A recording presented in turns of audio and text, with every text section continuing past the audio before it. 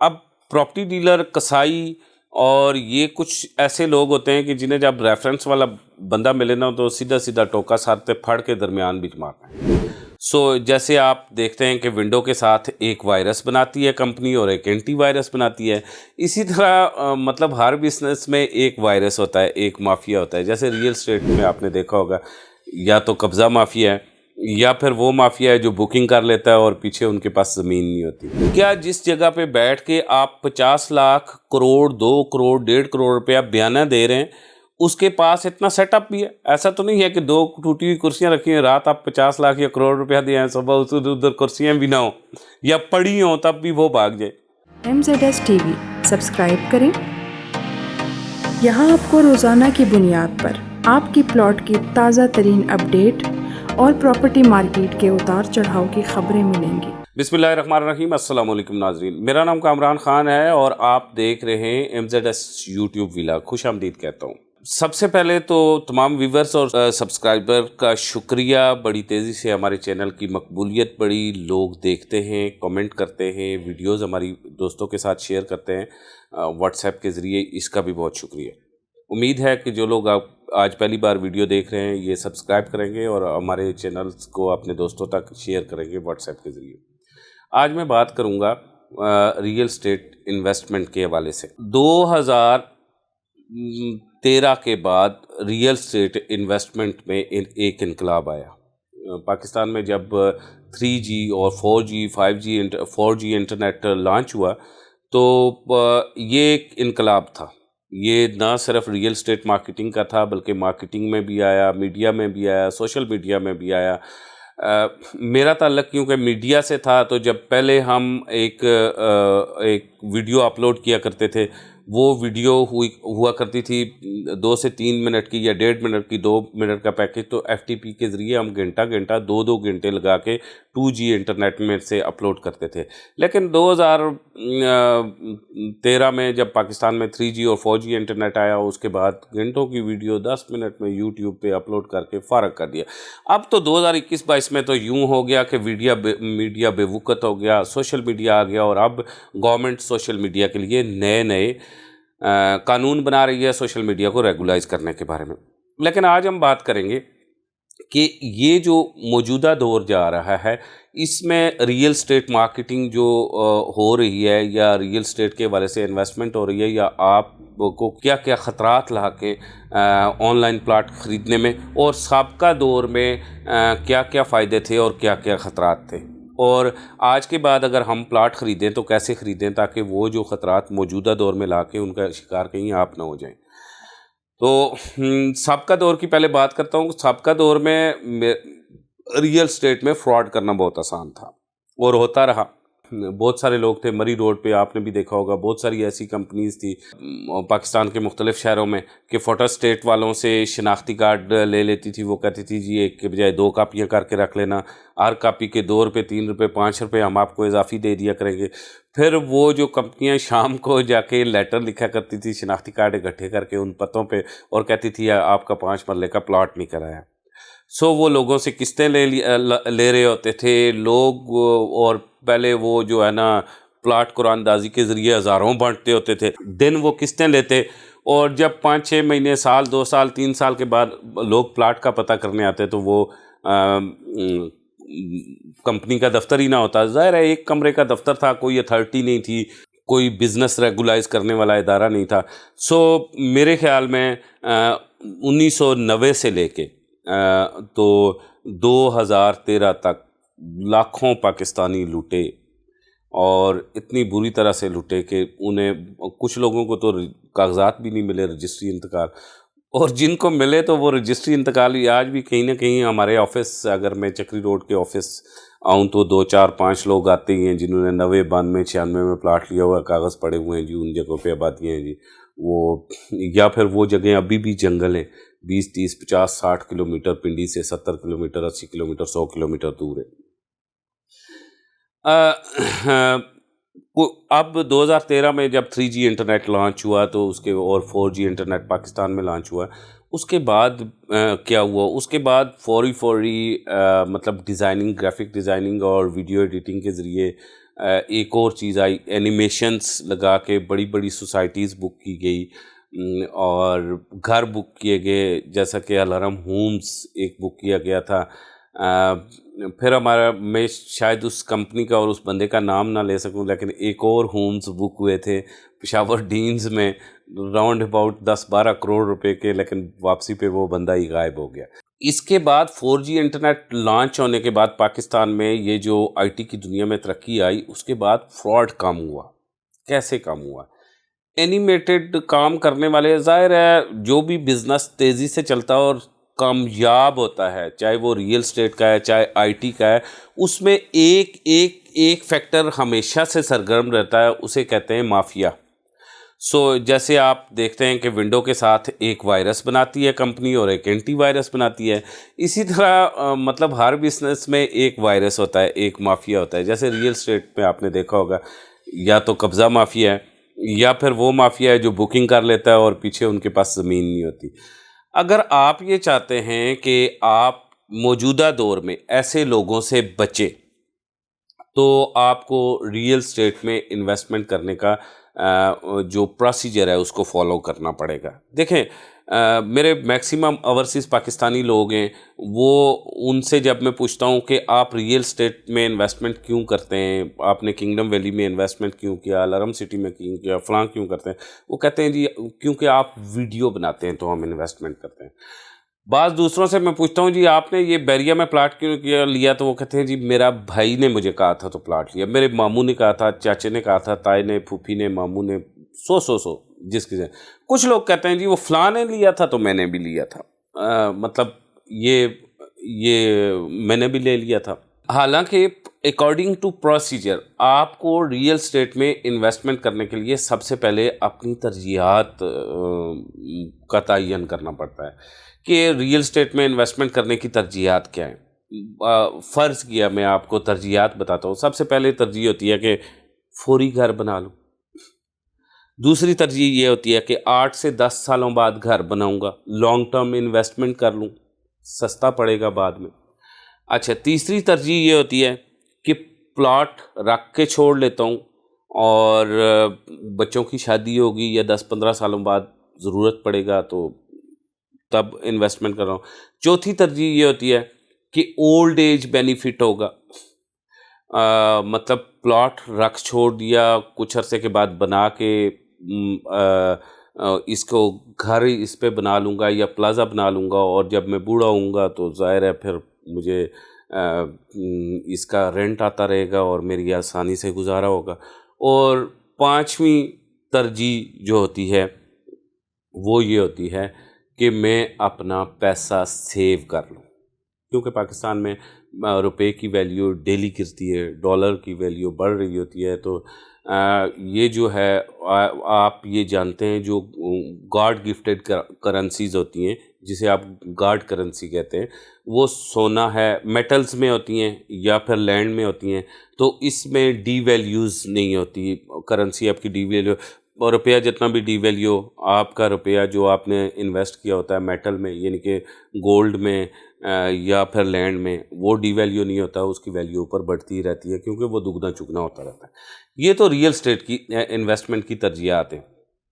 پھر جو اوورسیز پاکستانی کے لیے ترجیحات یہ ہوتی ہیں کہ اوورسیز پاکستانی جو گھروں سے چلے جاتے ہیں ان بیچاروں کے اوپر یہ پریشر ہوتا ہے کہ وہ جتنا پیسہ کماتے ہیں انہوں نے کوئی پیچھے بھیجتے رہتے ہیں، ماں باپ بہن بھائی سارے وہ بانٹ کے پیسے کھاتے رہتے ہیں۔ جس ٹائم وہ واپس آتے ہیں بوڑھے ہو کے بیچارے، وہ جو ان کے ابو نے گھر بنایا ہوتا ہے اس میں بھی اسے جگہ نہیں دیتے، وہ پھر آتا ہے اس کے پاس کچھ بھی نہیں بچا ہوتا۔ تو اس لیے اوورسیز پاکستانی یہ انویسٹمنٹ اس لیے کرتے ہیں کہ چلو یار کچھ پیسے تو ہم نے گھر بھیجنے ہیں پیچھے، لیکن جو بچ کے ان میں سے کوئی 2-4 پلاٹ بنا لیں گے، اور جب پاکستان جائیں گے ہم مجبور ہوں گے تو ان میں سے کوئی 1-2 پلاٹ بیچ کے تو ہم کوئی اپنا کاروبار سیدھا کریں گے، 1-2 میں اپنا گھر بنا لیں گے اور چلو بچوں کے ساتھ چھپانے کی جگہ ہوگی۔ یہ وہ 6 ترجیحات ہیں جو ریئل اسٹیٹ انویسٹمنٹ کے لیے ہیں۔ آپ کیوں ریئل اسٹیٹ میں انویسٹ کرنا چاہتے ہیں؟ سب سے پہلے ترجیح بنائیں، اس کے بعد ترجیح بنانے کے بعد دوسرا کام یہ ہوتا ہے کہ آپ نے جیوگرافیکل میپنگ دیکھنی ہوتی ہے، یعنی کہ جہاں پہ آپ انویسٹمنٹ کرنا چاہتے ہیں آپ کی جیب میں کتنا پیسہ ہے، اور جیوگرافیکل میپنگ کریں گے کہ یہ شہر سے کتنا دور ہے، اور جس کے مطابق میں نے ترجیح بنائی ہوئی ہے اتنے ٹائم میں اس کی کیا یہاں گھر بنانے کی ویلیو ہوگی نہیں ہوگی، یہ سوسائٹی مجھے پوسیشن دے گی، اور لیٹ سپوز میں 15 سال کے لیے یا 10 سال کے لیے یہاں پہ انویسٹمنٹ کرتا ہوں، تو اس کے ارد گرد کون سے سرکاری پروجیکٹ بنیں گے، کون سے پرائیویٹ پروجیکٹ بنیں گے، کتنی پاپولیشن ہو جائے گی، اور اس کی ویلیو کیا ہوگی، یہ اسے کہتے ہیں جیوگرافیکل میپنگ۔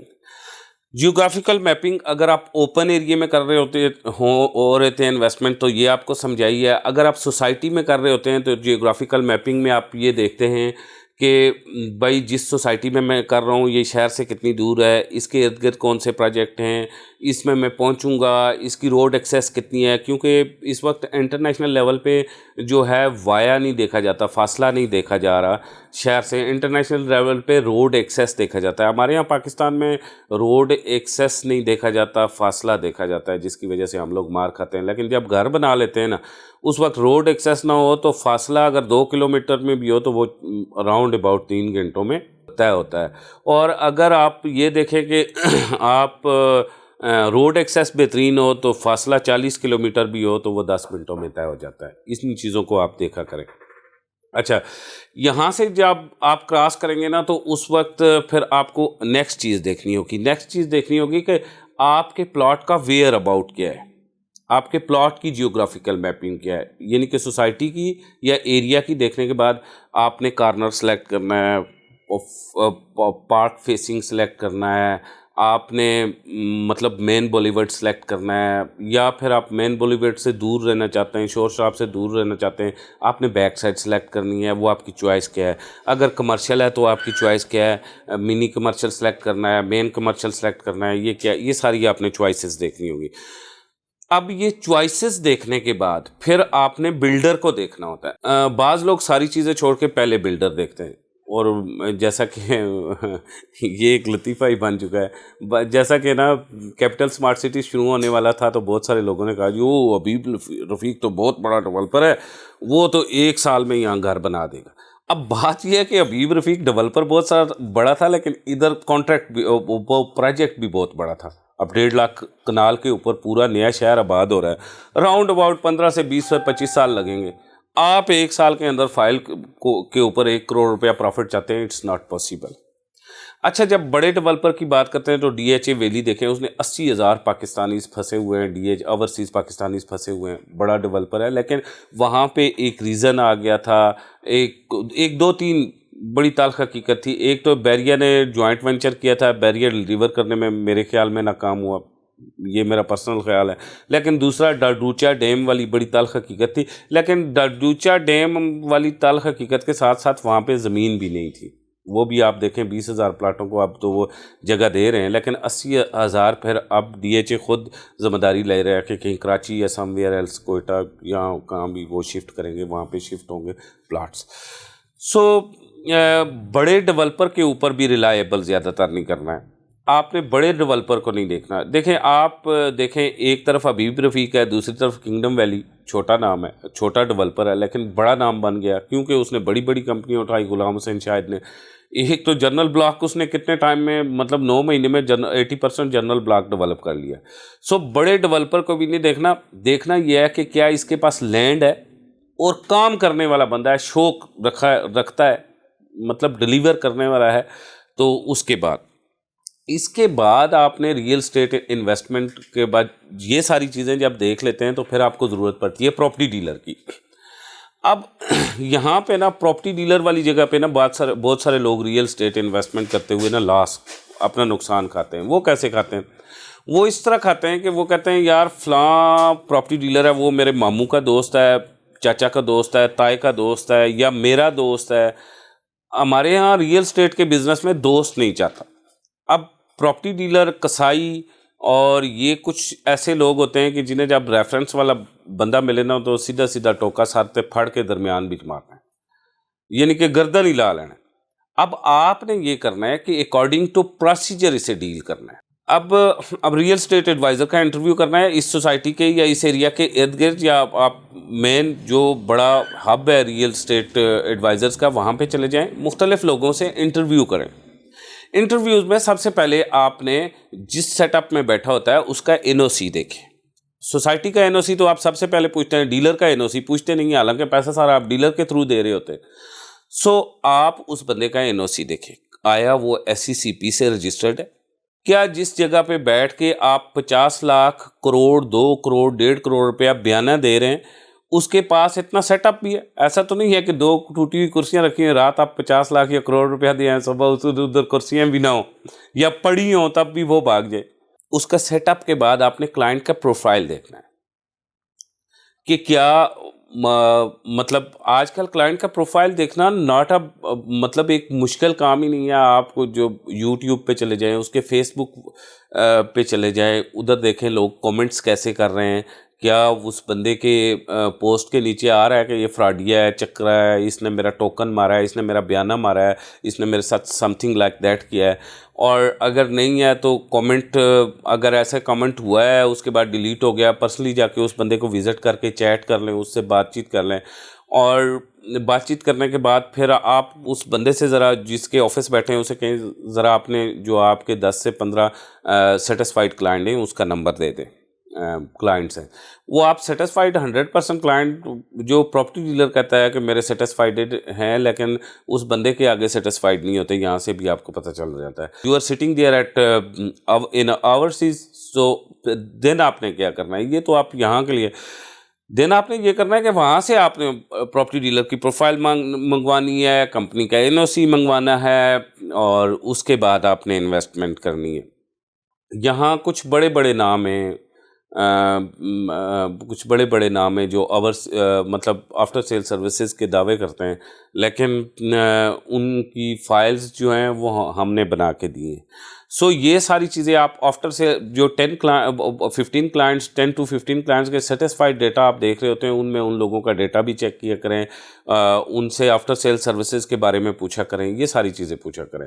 اچھا، بکنگ جہاں تک آپ نے کرنی ہوتی ہے تو کوشش کریں اس میں اگر آپ نے آفٹر سیل سروسز لینی ہے تو کنسیشن نہ لیں، اور اگر آپ نے آفٹر سیل سروسز نہیں لینی، سیلف سروس پہ کام کرنا ہے، تو پھر آپ کا کنسیشن رائٹ بنتا ہے، وہ کنسیشن لے لیا کریں. تو یہ ساری چیزیں ہیں جن کو آپ نے پراپرٹی ڈیلر کو جب آپ نے سلیکٹ کر لیا، اس کے بعد پروجیکٹ کو آپ نے سلیکٹ کر لیا، تو دین نیکسٹ کیا ہے کہ دین آپ نے پیمنٹ کرنی ہے تھرو دیٹ کمپنی. اس کمپنی کے اکاؤنٹ کے تھرو پیمنٹ کریں، یا پھر جس شخص کے نام پہ وہ کمپنی ہے وہ اگر اپنا اکاؤنٹ دیتا ہے تو اس کے نام پہ بھی آپ پیمنٹ کریں، اس سے کوئی پرابلم نہیں ہے. یہ پیمنٹ کر دیں، بکنگ کر دیں، یہ ہے طریقہ اوریجنل انویسٹمنٹ کرنے کا. اچھا، انویسٹمنٹ کرتے وقت ان ساری چیزوں کا آپ خیال کیا کریں اور پراپرلی انویسٹمنٹ کیا کریں. انشاءاللہ اس سے آپ کو فائدہ ہوگا. اور وہ لوگ جو پراپرلی انویسٹمنٹ کرنا چاہتے ہیں، وہ اگر ان کا پاکستان میں کوئی نمائندہ نہیں ہے یا پھر پاکستان میں رہتے ہیں اور ان کا یہاں کوئی نیٹ ورک نہیں ہے، تو please MZS marketing network کو سلیکٹ کریں. اسی کے ساتھ مجھے کامران خان کو اجازت دیں. خدا حافظ.